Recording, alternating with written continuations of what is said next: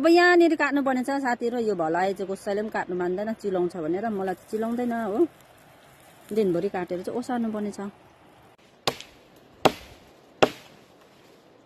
समितालाई आज ओसार्ने नि त अरूलाई हुन्छ।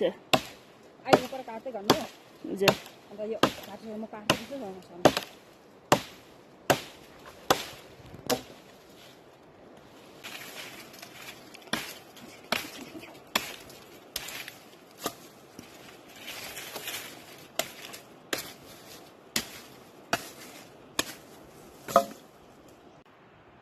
यो काँचो दौड चाहिँ कति बोक्नु सक्दैन साथीहरू, गरौँ गाई